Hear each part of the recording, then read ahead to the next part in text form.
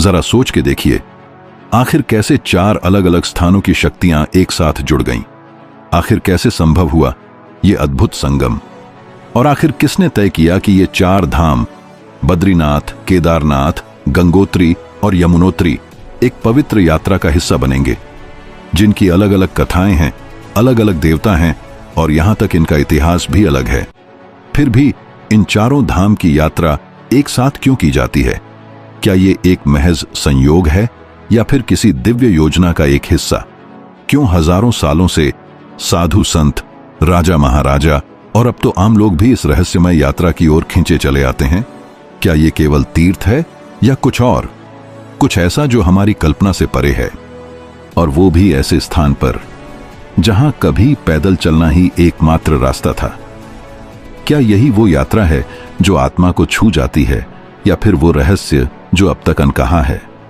क्या आपने कभी सोचा है कि यमुनोत्री की आग उगलती भाप और उसमें बहती ठंडी निर्मल यमुना एक ही जगह कैसे मौजूद हो सकते हैं?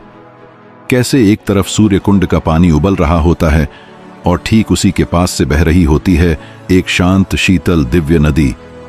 ये विरोधाभास क्या सिर्फ प्रकृति की लीला है या फिर किसी गुप्त दिव्य गणना का अंश है जो आज भी हमें समझ नहीं आता? और फिर वो मान्यता कि यहां स्नान करने से असमय मृत्यु टल जाती है, क्यों? क्या सच में देवी यमुना मृत्यु के देवता यम की जुड़वां बहन है? और अगर हैं तो ये कौन सी बहन है जो भाई से जीवन की भीख नहीं मांगती, बल्कि खुद मृत्यु को चुनौती देने की ताकत रखती है? फिर बढ़ते हैं गंगोत्री की ओर, उस जगह जहां गंगा स्वर्ग से उतरती है पर जमीन पर पहला कदम बर्फीले हिमखंड में रखती है। कभी सोचा है राजा भगीरथ ने गंगा को क्यों बुलाया? सिर्फ अपने पूर्वजों के उद्धार के लिए, या फिर कोई और रहस्य छुपा था उस प्रयास में? और वो गौमुख, क्या वहां आज भी कोई गूंज सुनाई देती है? शिव की वो जटाएं, क्या वो सिर्फ एक कथा है या फिर प्रतीक हैं उस चेतना के जो हर उफनते भाव को थाम सकती है? क्या गंगा सिर्फ जल है या कोई ऐसी शक्ति जो आत्मा को पिघलाकर फिर से नया बना देती है? वहीं केदारनाथ, जहां के पहाड़ बिना बोले ही बहुत कुछ कह जाते हैं, जहां स्वयं भगवान शिव ने एक अद्भुत लीला रची और सदा के लिए वहां के निवासी बन गए। और केदारनाथ मंदिर जो समय की सबसे भीषण मारें सह चुका है, भूकंप, प्रलय, सिर्फ इतना ही नहीं, 400 सालों तक बर्फ में दबे रहने के बावजूद भी अडिग है। क्या वाकई वहां कोई अदृश्य शक्ति बसती है, या फिर हमारी आस्था ने वहां शक्ति को जन्म दिया है?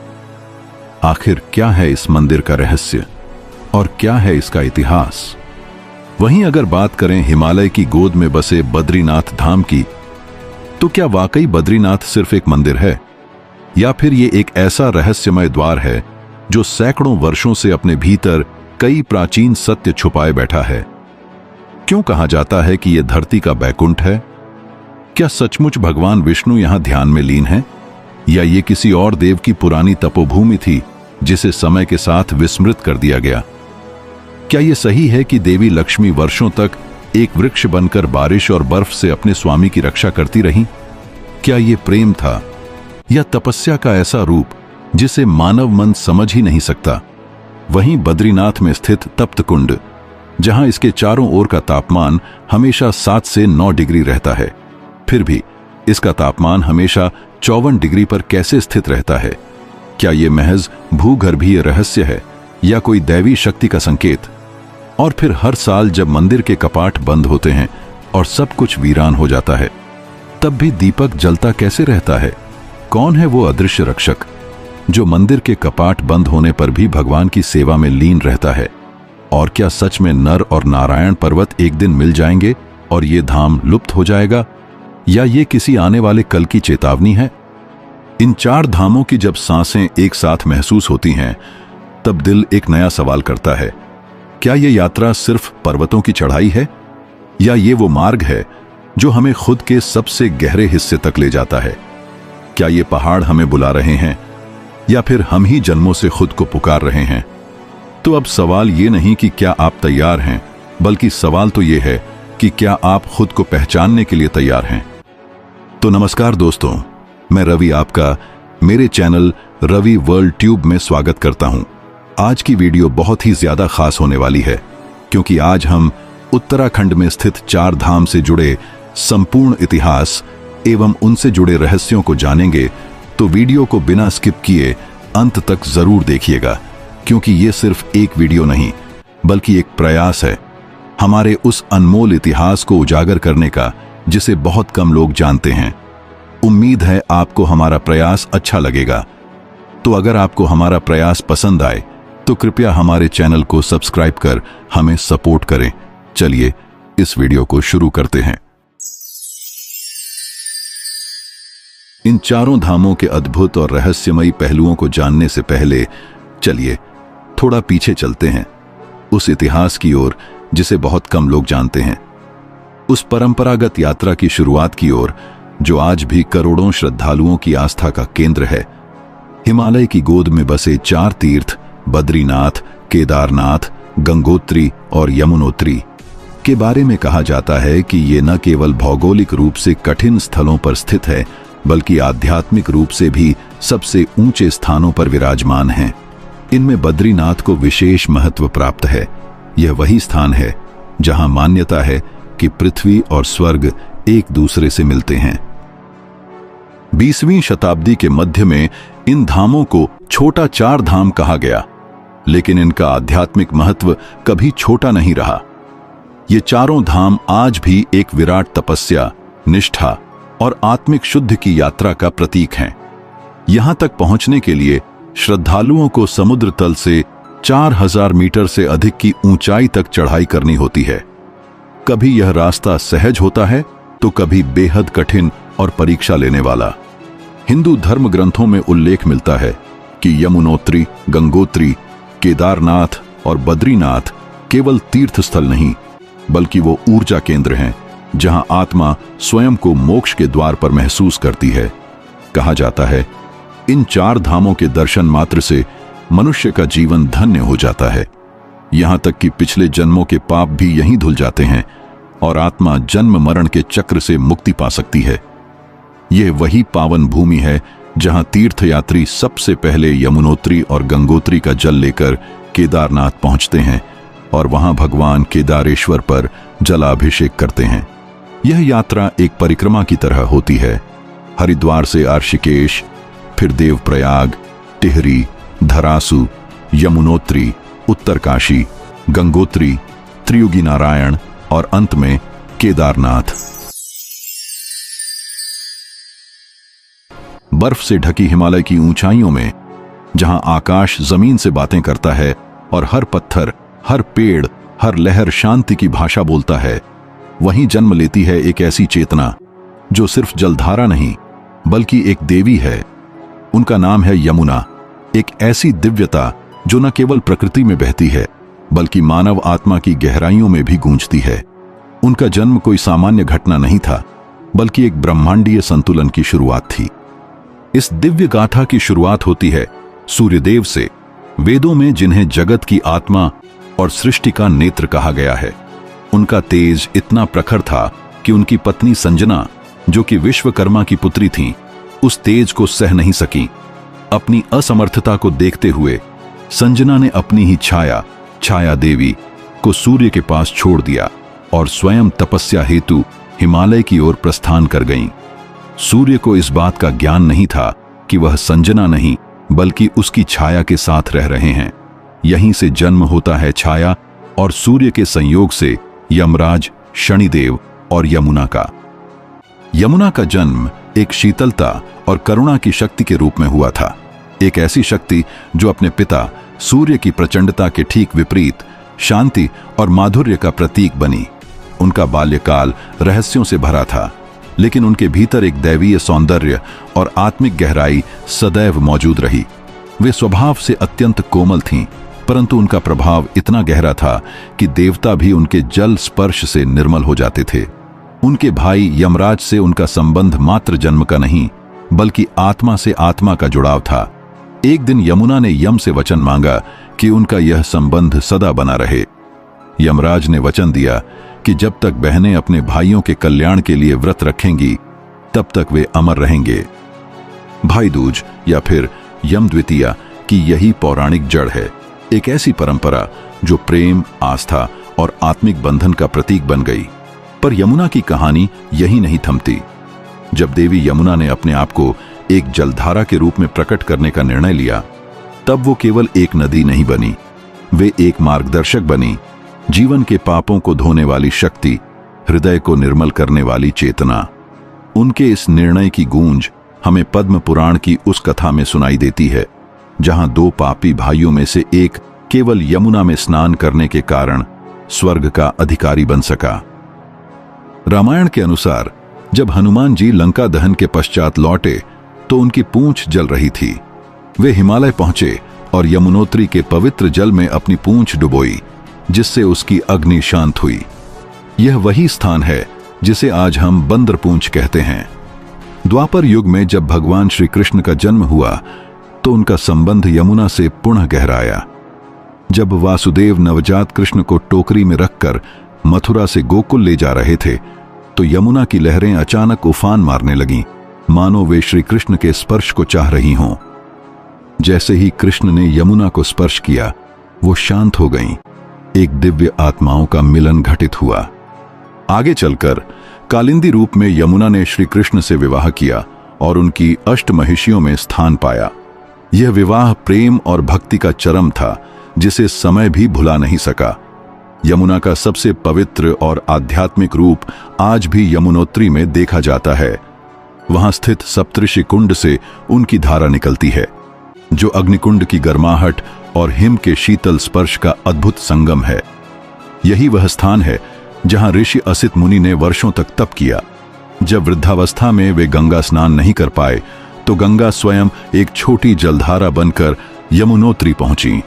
यह देवी यमुना की तपस्या और ऋषि प्रेम का प्रमाण है। शास्त्रों और पुराणों में यमुना को कालिंदी, यमी और सुरश्रवा जैसे नामों से जाना गया है। एक कथा के अनुसार जब देवताओं ने जल की एक दिव्य शक्ति मांगी तो ब्रह्मा ने यमुनोत्री की धारा को पृथ्वी पर भेजा ताकि संसार को शुद्धता, करुणा और मोक्ष का मार्ग मिले। यही यमुना है जिनके स्पर्श मात्र से पाप नष्ट होते हैं और आत्मा को शांति मिलती है। आज भी यमुनोत्री की कठिन यात्रा एक आध्यात्मिक परीक्षा है, लेकिन जो भी वहां पहुंचता है वो यह महसूस करता है कि उसने सिर्फ एक तीर्थ नहीं बल्कि एक जीवित देवी से भेंट की है। यमुना बहती है न केवल जल में बल्कि हर उस दिल में जो प्रेम, श्रद्धा और मुक्ति की ओर बह रहा हो। वे केवल नदी नहीं है बल्कि एक कालातीत चेतना है, देवत्व की वह लहर जो युगों से बह रही है और आगे भी बहती रहेगी। अच्छा, वीडियो में आगे बढ़ने से पहले मैं आपसे एक छोटी सी विनती करना चाहता हूं। अगर आप हमारे चैनल पर नए हैं और आपने अभी तक हमारे चैनल को सब्सक्राइब नहीं किया है तो कृपया हमारे चैनल को सब्सक्राइब जरूर करें। आपका ये छोटा सा समर्थन न सिर्फ हमें प्रोत्साहित करता है बल्कि हमें और भी उत्कृष्ट, गहराई से भरे और शोध आधारित वीडियो लाने के लिए प्रेरणा देता है। आपके एक क्लिक से हमारा हौसला कई गुना बढ़ जाता है।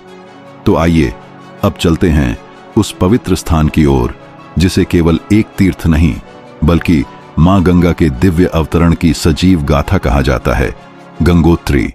जानते हैं इसकी पौराणिक गहराइयों को तथा इतिहास और आत्मा को स्पर्श करती कहानियों को, जो आज भी हिमालय की वादियों में गूंजती हैं।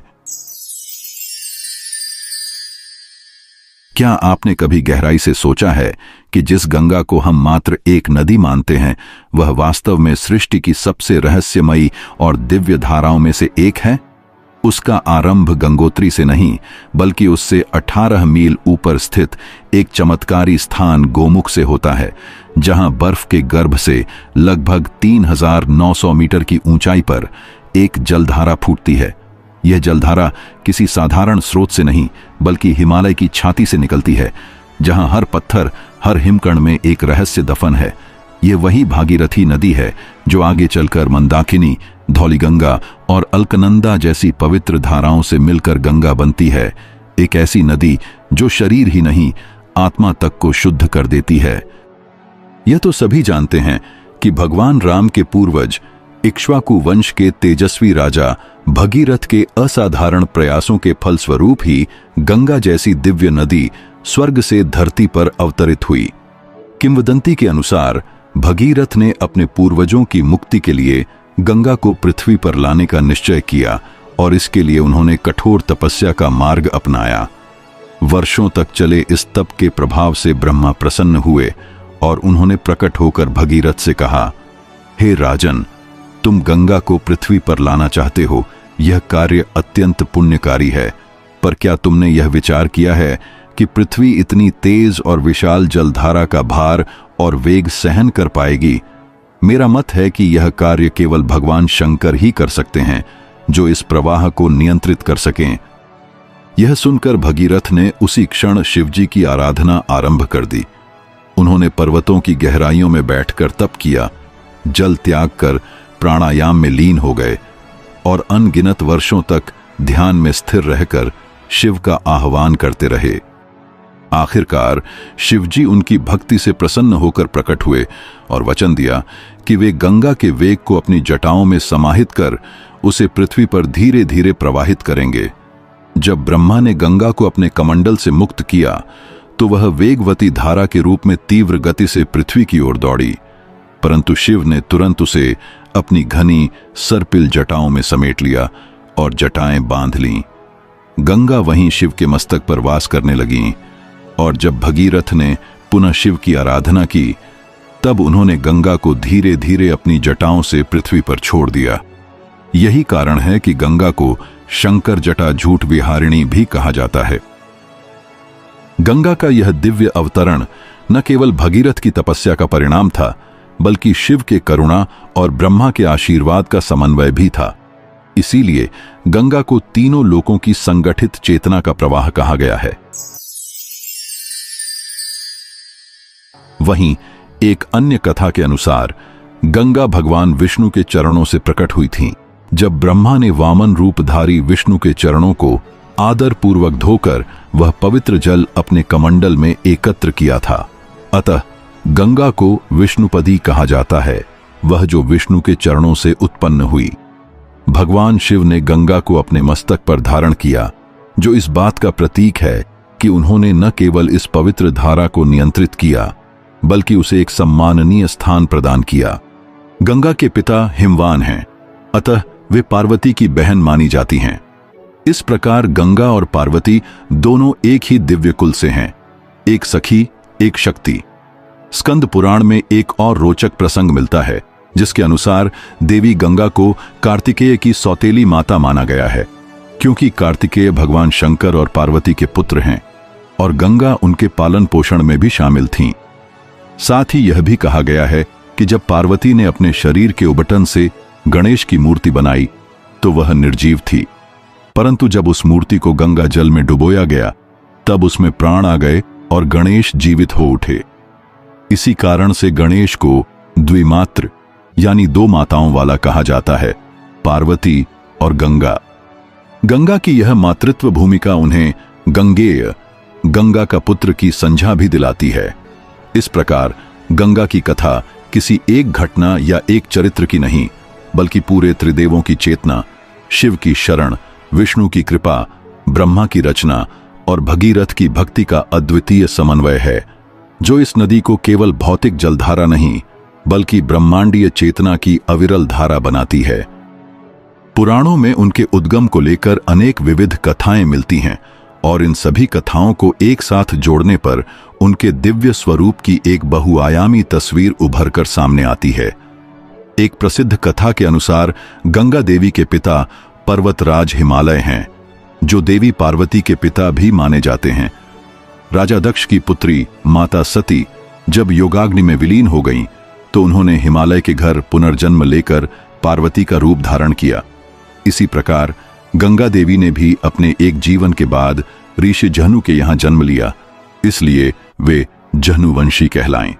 इस घटना से जुड़ी एक और कथा बताती है कि एक बार गंगा के वेग से ऋषि जहनु का यज्ञ मंडप बह गया, जिससे क्रोधित होकर उन्होंने गंगा को पी लिया। बाद में देवताओं के अनुरोध पर ऋषि ने गंगा को अपने कानों से बाहर निकाल दिया और तभी से वे उनके दत्तक पिता माने जाते हैं। इस कथा में गंगा के पुनर्जन्म और उनकी स्वीकारोक्ति एक देवी के रूप में दर्शाई जाती है। वहीं दूसरी ओर ब्रह्मा से जुड़ी कथा उनकी दिव्यता को और अधिक गहराई देती है। कहा जाता है कि भगवान विष्णु ने वामन रूप धारण कर जब 3 पग में तीनों लोकों को नापा, तब ब्रह्मा जी ने उनके चरणों को पवित्र भावना से धोया और वह जल अपने कमंडल में संचित कर लिया। यही पवित्र जल आगे चलकर गंगा के रूप में प्रतिष्ठित हुआ। इसलिए गंगा को विष्णुपदी कहा जाता है, यानी वह जो भगवान विष्णु के चरणों से उत्पन्न हुई। इससे यह स्पष्ट होता है कि गंगा न केवल एक नदी है, बल्कि देवत्व का साक्षात प्रवाह है, जो सृष्टि की सबसे पवित्र चेतनाओं से उद्भूत हुई है। एक अन्य कथा में कहा गया है कि गंगा पर्वतराज हिमवान और उनकी पत्नी मीना की पुत्री हैं। इस दृष्टिकोण से वे देवी पार्वती की सगी बहन मानी जाती हैं। पार्वती जो शिव की अर्धांगिनी हैं और गंगा जो शिव की जटाओं में समाहित हुईं, दोनों का संबंध केवल पारिवारिक नहीं, बल्कि सृष्टि की 2 महाशक्तियों के रूप में भी देखा जाता है। इस पारिवारिक संबंध से गंगा के स्वरूप में करुणा, बहनत्व और दिव्यता के भाव और भी प्रबल हो जाते हैं। कुछ स्थानों पर यह भी कहा गया है कि गंगा ब्रह्मा के कुल की सदस्य हैं और इसी कारण उन्हें ब्रह्मांडीय शक्ति का वाहक भी माना जाता है। इस कथा में गंगा की उत्पत्ति को सृष्टि के आरंभ से जोड़ा गया है, जहां वे जीवन का पहला प्रवाह बनी। ब्रह्मा, विष्णु और महेश तीनों की चेतना और आशीर्वाद से उत्पन्न गंगा एकमात्र ऐसी नदी है जो तीनों देवताओं की शक्ति को अपने भीतर समेटे हुए हैं। इन सभी कथाओं को एक साथ देखने पर स्पष्ट होता है कि गंगा का जन्म किसी एक समय या एक घटना का परिणाम नहीं, बल्कि ब्रह्मांड की विभिन्न चेतनाओं का समागम है। वे एक साथ ब्रह्मा की पवित्रता, विष्णु की कृपा, शिव की सहनशीलता और पृथ्वी की धैर्यशीलता का प्रतीक है। यही कारण है कि गंगा केवल जलधारा नहीं है, वे चेतना की धारा हैं जो सृष्टि के आरंभ से अब तक हर युग में मानवता को दिशा, शुद्धता और मुक्ति प्रदान करती रही है। गंगोत्री में स्थित प्राचीन मंदिर उसी पावन क्षण का स्मारक है जहां गंगा ने पहली बार पृथ्वी को छुआ। वहां बहती ठंडी धाराएं, गूंजती आरती की ध्वनि और हिमालय की नीरवता, ये सब मिलकर एक ऐसी अनुभूति देते हैं जो शब्दों से परे है। यह केवल तीर्थ यात्रा नहीं, यह आत्मा की उस यात्रा की शुरुआत है जहां इंसान स्वयं को खोजने निकलता है। गंगा का जल केवल शरीर को नहीं, स्मृति को, विचार को, कर्म को, सबको धो डालता है। गंगा केवल एक नदी नहीं है, वह समय से परे एक चेतना है। वह ब्रह्मा की कामना, भगीरथ की तपस्या, शिव की शक्ति और धरती की सहनशीलता का संगम है। जब आप उसके जल को अपने मस्तक पर लगाते हैं, आप केवल ठंडक नहीं, उस दिव्यता का स्पर्श महसूस करते हैं जो युगों से प्रवाहित हो रही है, कभी आक्रोश में, कभी करुणा में, पर हर बार जीवन देने के लिए। यह गंगा की कहानी है, एक जलधारा की नहीं, बल्कि जीवन के गहरे रहस्य की। वहीं अगर बात करें केदारनाथ की, तो ऋषिकेश से लगभग 223 किलोमीटर की दूरी पर हिमालय की रूह तक पहुंचने वाली उस घुमावदार, पतली और थरथराती सड़कों पर चढ़ते हुए जैसे जैसे ऊंचाई बढ़ती है, वैसे वैसे सांसें धीमी और श्रद्धा गहरी होती जाती है। समुद्र तल से 3583 मीटर की ऊंचाई पर बर्फ से ढकी चोटियों और बादलों के झुरमुटों के बीच एक ऐसी पत्थर की प्राचीन इमारत प्रकट होती है जो समय के हर थपेड़े को मौन तपस्वी की तरह झेलती आई है। यही है केदारनाथ धाम। यह केवल कोई मंदिर नहीं, बल्कि एक दिव्य सत्ता का स्तंभ है जो गंगा की पवित्र सहायक नदी मंदाकिनी के शांत किनारे पर एक अनगिनत युगों की कहानी अपने भीतर समेटे खड़ा है। इसकी दीवारों पर जमे हिमकणों में इतिहास की सांसें गूंजती हैं और इसकी छाया में अनगिनत भक्तों की आत्मा को मोक्ष का मार्ग मिला है। केदारनाथ, यह नाम स्वयं में एक मंत्र है। संस्कृत में केदार का अर्थ है क्षेत्र और नाथ का अर्थ है ईश्वर, अर्थात क्षेत्र का स्वामी। यह केवल भौगोलिक व्याख्या नहीं, बल्कि आध्यात्मिक अर्थों में संपूर्ण चेतना के स्वामी शिव का स्वरूप है। काशी केदार महात्म्य ग्रंथ यह कहता है कि यहाँ मुक्ति की फसल उगती है और सचमुच यहाँ की हर बर्फीली हवा, हर मंदाकिनी की लहर, हर पत्थर की दरार से मुक्ति का मंत्र झरता है। इस देवालय का स्थापत्य भले ही किसी ज्ञात कालखंड में न अंकित हो पाया हो, पर इसकी आत्मा अनादि, अजर और अमर शिव के उस रूप की गवाही देती है जो काल से परे है। यह मंदिर किसी राजवंश की कीर्ति नहीं, अपितु सनातन श्रद्धा की वह ध्वजा है जो आज भी हिमालय की हर आंधी को सहकर अडिग खड़ी है, मानो स्वयं महाकाल शिव उसमें निवास करते हों। इस स्थान से जुड़े दो कथा काफी प्रचलित हैं, जिसमें पहली कथा महाभारत के बाद की है, जब पांडवों का मन विषाद और आत्मग्लानि से भर चुका था। कुरुक्षेत्र युद्ध में अपार विनाश और अपार पापों से व्यथित वे अपनी आत्मा को शुद्ध करना चाहते थे। अपने ही परिवार के सदस्यों, गुरुजनों और सखा दुश्मनों के रक्त से सनी भूमि को देखकर उनका दिल भारी हो गया था। न केवल उनके शरीर पर बल्कि उनकी आत्मा पर भी पाप का बोझ था। भगवान श्री कृष्ण ने उनके आंसुओं को समझा और उन्हें कहा, तुम्हारी शांति, तुम्हारा पाप निर्वासन केवल भगवान शिव ही कर सकते हैं। वह तुम्हारे भीतर की पीड़ा को समझते हैं और वह ही तुम्हें इस पाप से मुक्ति दिला सकते हैं।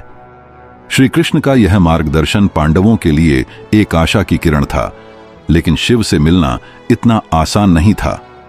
भगवान शिव अपनी असीमित लीला में खोए हुए थे और वे नहीं चाहते थे कि पांडव इतनी आसानी से उनका दर्शन करें। इस कारण वे गुप्त काशी में नंदी का रूप धारण कर छिप गए। लेकिन जब पांडव वहां पहुंचे तो पांडवों को देखकर भगवान शिव ने एक बैल का रूप ले लिया और वहां मौजूद गायों के झुंड में जा मिले। लेकिन यह खेल अधिक देर छुपा नहीं रह सका। भीम, जो पांडवों में सबसे बलवान था, उसने विशाल रूप धारण कर लिया और पूरे क्षेत्र को घेर लिया ताकि कोई भी बैल वहां से निकल न सके। सारे गाय बैल धीरे धीरे भीम के पैरों के नीचे से निकलने लगे, लेकिन एक बैल ऐसा था जो झुकने को तैयार ही नहीं हुआ। उसकी चाल, उसकी आंखों की चमक और उसका मौन व्यवहार कुछ अलग ही था। यह देखकर भीम के भीतर की दिव्य दृष्टि जाग उठी। उसकी आंखों में श्रद्धा और आंतरिक संकेत की आग जल उठी। उसे स्पष्ट हो गया कि यह कोई साधारण नंदी नहीं, बल्कि स्वयं भगवान शिव हैं जो छुपने का प्रयास कर रहे हैं। भीम का हृदय भक्ति, विनम्रता और विश्वास से भर उठा। उसने बिना किसी संकोच के उस बैल की पूंछ और पिछले पैरों को मजबूती से पकड़ लिया, जैसे वह यह मान चुका हो कि अब उन्हें जाने नहीं देना है। तभी अचानक वह बैल धरती में समा गया, मंदाकिनी तट की उसी भूमि में जहां आज केदारनाथ स्थित है। भगवान शिव की पीठ उस स्थान पर प्रकट हुई और वहीं उनका पूजन आरंभ हुआ। यही पीठ आज केदारनाथ में प्रतिष्ठित शिवलिंग का रूप मानी जाती है। भगवान शिव के अंग पंच केदार के रूप में प्रकट हुए। केदारनाथ में उनका कूबड़, तुंगनाथ में उनकी भुजाएं, रुद्रनाथ में उनका मुख, मध्यमहेश्वर में नाभि और पेट और कल्पेश्वर में उनके बाल और जटाएं। यह अद्भुत दृश्य पांडवों के दिलों में श्रद्धा और भक्तिभाव का महासागर लाया। उनके अंदर की पीड़ा और दुहक अब शिव की उपासना में विलीन हो गए।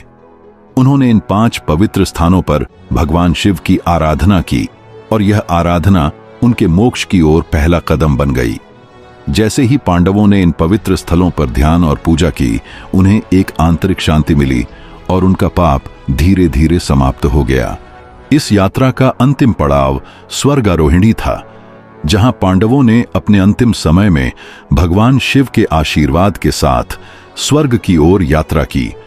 यह यात्रा न केवल उनकी भक्ति का अंतिम प्रमाण थी, बल्कि आत्मशुद्धि और मोक्ष की ओर उनका मार्ग भी था।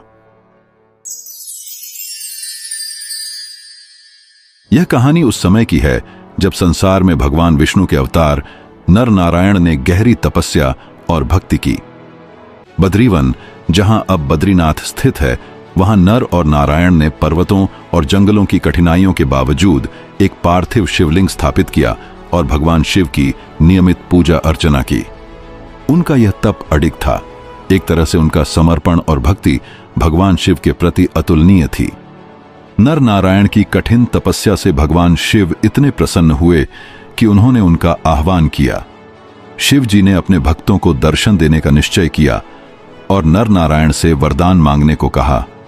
नर नारायण ने भगवान शिव से विनम्रता से एक ही वरदान की मांग की, हे महादेव, आप हमेशा यहीं निवास करें ताकि हर भक्त को आपकी कृपा प्राप्त हो और आपके दर्शन कर सके। शिव जी ने उनके इस अनमोल निवेदन को स्वीकार किया और कहा, अब से मैं यहीं इस क्षेत्र में सदैव वास करूंगा और यह क्षेत्र केदार क्षेत्र के नाम से प्रसिद्ध होगा। इसके बाद से भगवान शिव के इस वचन के अनुसार केदारनाथ क्षेत्र में उनका स्थायी निवास हुआ। इस वरदान से न केवल नर नारायण की भक्ति पूरी हुई, बल्कि यह स्थल आने वाले समय में अनेकों भक्तों के लिए मोक्ष प्राप्ति का रास्ता बन गया। आज भी केदारनाथ धाम उस दिव्यता का प्रतीक है जो नर नारायण की भक्ति से उत्पन्न हुई थी। यह स्थान जो भगवान शिव के अवतार का प्रतीक बना, अब न केवल एक तीर्थ स्थल है, बल्कि उन भक्तों के लिए एक महान अनुभव भी है जो यहां आकर अपनी आस्था और भक्ति की शक्ति महसूस करते हैं। केदारनाथ का पहला शास्त्रीय संदर्भ स्कंद पुराण में मिलता है, गंगा की उत्पत्ति की कथा के साथ, जहां शिव ने अपनी जटाओं से पवित्र जल प्रवाहित किया था। कालांतर में यह तीर्थ स्थल इतना प्रमुख हो गया कि गढ़वाल मंत्री भट्ट लक्ष्मीधर ने इसे अपनी रचना कृत्य कल्पतरु में अंकित किया। एक अन्य रहस्यमयी जनश्रुति के अनुसार प्रसिद्ध अंग्रेज पर्वतारोही एरिक शिप्टन ने 1926 में एक विलक्षण विवरण दर्ज किया था, जिसे आज भी स्थानीय लोग श्रद्धा और आश्चर्य के साथ दोहराते हैं। उन्होंने लिखा कि सैकड़ों वर्ष पूर्व एक ऐसा दिव्य पुजारी था जो प्रतिदिन केदारनाथ और बद्रीनाथ, इन दो महापवित्र तीर्थों में एक साथ पूजा करता था और हर दिन इन दोनों धामों के बीच पैदल यात्रा करता था। यह कोई साधारण दूरी नहीं, बल्कि कठिन, दुर्गम और बर्फीले हिमालयी मार्गों से होकर गुजरने वाला जीवन घातक सफर था। करीब 30 से 40 किलोमीटर की खड़ी चढ़ाइयों और घाटियों से भरा हुआ, लेकिन उस पुजारी की गति, श्रद्धा और तपस्या इतनी दिव्य थी कि मानो वह समय और स्थान की सीमाओं से परे चल रहा हो। न तो पर्वत उसकी राह रोक सके, न ही हिमपात या जंगल। ऐसा कहा जाता है कि वह पुजारी स्वयं भगवान बद्रीनाथ और केदारनाथ की विशेष कृपा से अनुप्राणित था। उसकी उपस्थिति मानो ब्रह्मांडीय रहस्य की एक झलक थी, जैसे कोई योगी जो देवताओं के आदेश पर ही पृथ्वी पर आया हो। यह कथा आज भी स्थानीय लोक श्रुतियों में जीवित है और हिमालय की वादियों में एक अदृश्य आस्था की गूंज बनकर बहती है। अब वहीं अगर बात करें बद्रीनाथ के इतिहास की, तो इससे जुड़े भी दो प्रसिद्ध मान्यता सामने आती है। पौराणिक मान्यताओं के अनुसार इस स्थान का निर्माण स्वयं भगवान विष्णु ने किया था, लेकिन यह तथ्य बहुत कम लोग जानते हैं कि यह स्थान पहले भगवान शिव का निवास था। यह कथा एक अनोखी लीला से जुड़ी हुई है, जिसमें भगवान विष्णु ने स्वयं बालक का रूप धारण कर एक अद्भुत योजना बनाई, जिससे वे इस पवित्र भूमि पर वास कर सके। कहा जाता है कि हजारों वर्ष पूर्व जब धरती पर देवताओं और अर्षियों का वास था, तब हिमालय की गोद में बसे इस दिव्य स्थान पर भगवान शिव और माता पार्वती अपने परिवार सहित निवास करते थे। उनकी उपस्थिति से यह भूमि और भी पवित्र हो गई थी। चारों ओर दिव्यता की छटा बिखरी हुई थी और यहाँ का वातावरण तपस्वियों के लिए एक अनुकूल स्थान था। परंतु भगवान विष्णु को इस स्थान की शुद्धता और आध्यात्मिक ऊर्जा इतनी प्रिय लगी कि उन्होंने इसे अपना ध्यान केंद्रित करने का स्थान बनाने का संकल्प लिया। भगवान विष्णु जानते थे कि यह स्थान सीधे मांगना उचित नहीं होगा, इसलिए उन्होंने एक लीला रची। उन्होंने एक छोटे बालक का रूप धारण किया और जोर जोर से रोने लगे। माता पार्वती जब बाहर आईं, तो उन्होंने देखा कि हिमालय की ठंडी हवाओं के बीच यह बालक रो रहा है। उसकी आंखों से आंसू बह रहे हैं और वह असहाय प्रतीत हो रहा है। माता का हृदय दया से भर गया और उन्होंने बालक को अपनी गोद में उठा लिया। लेकिन अचरज की बात यह थी कि बालक शांत होने का नाम ही नहीं ले रहा था। भगवान शिव ने माता पार्वती से कहा, यह बालक कोई साधारण नहीं है, इसे छोड़ दो, यह स्वयं शांत हो जाएगा। परंतु माता की ममता ने उन्हें ऐसा करने नहीं दिया। उन्होंने बालक को अपने कक्ष में ले जाकर उसे सुलाने का प्रयास किया। तभी भगवान विष्णु ने अपनी लीला को और आगे बढ़ाया और जैसे ही माता पार्वती ने बालक को भीतर लिया, उन्होंने अपने दिव्य योग बल से मंदिर के द्वार भीतर से बंद कर लिए। जब भगवान शिव अपने निवास में प्रवेश करना चाहते थे तो उन्होंने देखा कि द्वार बंद हो चुके हैं। भगवान शिव ने कई प्रयास किए परंतु द्वार नहीं खुले। तभी भीतर से भगवान विष्णु ने अपने वास्तविक स्वरूप में प्रकट होकर कहा, प्रभु, यह स्थान मुझे बहुत प्रिय लगने लगा है। मैं यहां रहकर तपस्या करना चाहता हूं और अपने भक्तों को दर्शन देना चाहता हूं। आप मेरी इस विनती को स्वीकार करें और कृपया केदारनाथ में वास करें। भगवान शिव, जो सदा ही अपने भक्तों और अन्य देवों की इच्छाओं का मान रखते हैं, उन्होंने मुस्कुराकर इस निवेदन को स्वीकार कर लिया। वे इस स्थान को छोड़कर केदारनाथ चले गए और भगवान विष्णु ने यहां अपना निवास बना लिया। यही कारण है कि बद्रीनाथ और केदारनाथ दोनों धामों का अत्यधिक आध्यात्मिक महत्व है और तब से लेकर आज तक भगवान शिव आज भी केदारनाथ में स्थित हैं और भगवान विष्णु बद्रीनाथ में अपने भक्तों को दर्शन देते हैं। यही कारण है कि बद्रीनाथ धाम को इतने प्रतिष्ठित रूप से सबसे पवित्र स्थान के रूप में माना जाता आ रहा है।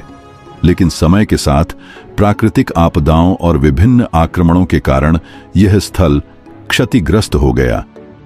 फिर 8वीं शताब्दी में आदि गुरु शंकराचार्य ने इस मंदिर का पुनः उद्धार किया। ऐसा कहा जाता है कि उन्हें स्वप्न में भगवान विष्णु के दर्शन हुए, जिसमें उन्हें अलकनंदा नदी के समीप एक शालिग्राम शिला के रूप में भगवान की मूर्ति प्राप्त करने का संकेत मिला। आदि शंकराचार्य ने उस स्थान पर जाकर मूर्ति को प्राप्त किया और इसे विधिवत रूप से स्थापित किया, जिसके बाद बद्रीनाथ धाम पुनः सनातन धर्म के एक प्रमुख तीर्थ स्थल के रूप में विख्यात हो गया। बद्रीनाथ धाम के बारे में यह भी कहा जाता है कि यहाँ स्वयं भगवान नारायण योग ध्यान में लीन रहते हैं, इसलिए यह स्थान तपस्वियों और साधकों के लिए अत्यंत महत्वपूर्ण माना जाता है। यहाँ आने वाले भक्तों को यह अनुभव होता है कि वे किसी दिव्य ऊर्जा के संपर्क में आ रहे हैं, क्योंकि यह स्थान मात्र एक मंदिर नहीं बल्कि आध्यात्मिक उन्नति का एक द्वार है। हिमालय की चोटियों से घिरा यह मंदिर अपने आप में एक चमत्कार है, जहां प्रकृति और आध्यात्म का अद्भुत संगम देखने को मिलता है। बद्रीनाथ धाम की महिमा केवल पौराणिक कथाओं तक ही सीमित नहीं है, बल्कि यह स्थान प्राकृतिक रूप से भी अत्यंत अद्भुत है।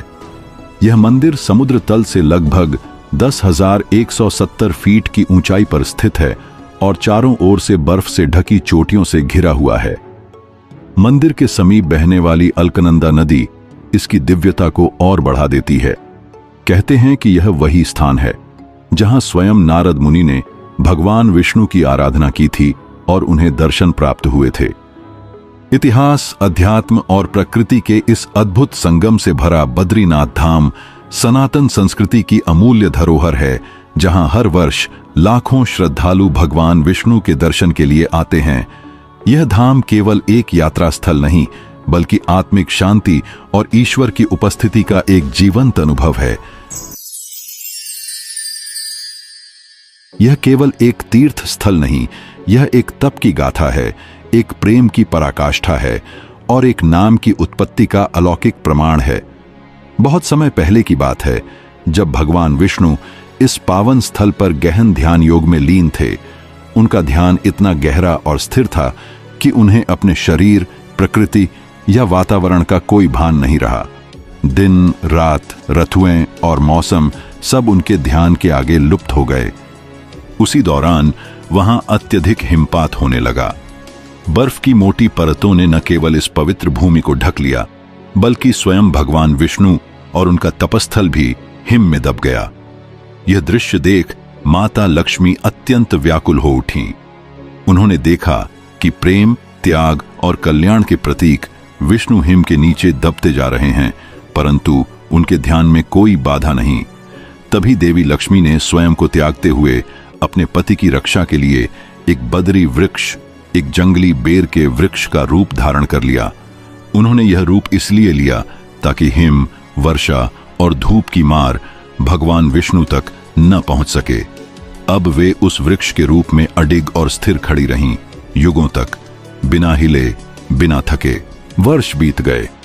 जब भगवान विष्णु का ध्यान पूर्ण हुआ, तब उन्होंने चारों ओर देखा और देखा कि उनकी रक्षा के लिए माता लक्ष्मी हिम से ढकी हुई है, उस बदरी वृक्ष के रूप में जिसने उन्हें वर्षों तक अपने छांव में सुरक्षित रखा। इस भावपूर्ण दृश्य को देख भगवान विष्णु का हृदय प्रेम और कृतज्ञता से भर गया। उन्होंने माता लक्ष्मी से कहा, हे देवी, तुमने भी मेरी ही तरह कठिन तप किया है। जिस प्रकार मैं तपस्वी बना, उसी तरह तुमने प्रेम के तप में मुझे ढंक कर रखा। इसलिए आज से इस धाम में मेरी पूजा केवल मेरे रूप में नहीं, बल्कि हम दोनों के समर्पण के रूप में की जाएगी। और क्योंकि तुमने मेरी रक्षा बदरी वृक्ष के रूप में की, इसलिए इस स्थान को अब बदरीनाथ कहा जाएगा, अर्थात बदरी का स्वामी। तभी से यह पावन स्थल बद्रीनाथ कहलाया, एक ऐसा स्थान जहां त्याग और तप एक साथ पूजे जाते हैं। यह नाम केवल एक भौगोलिक संकेत नहीं, बल्कि माता लक्ष्मी के समर्पण और भगवान विष्णु के ध्यान की एक जीवंत गाथा है। बद्रीनाथ धाम में आज भी लाखों श्रद्धालु आते हैं, परंतु बहुत कम को ज्ञात होता है कि इस पवित्र भूमि के नाम के पीछे एक प्रेमपूर्ण तपस्या की अद्भुत कथा है, जहां एक वृक्ष बनकर देवी लक्ष्मी ने वह किया जो केवल निस्वार्थ प्रेम ही कर सकता है।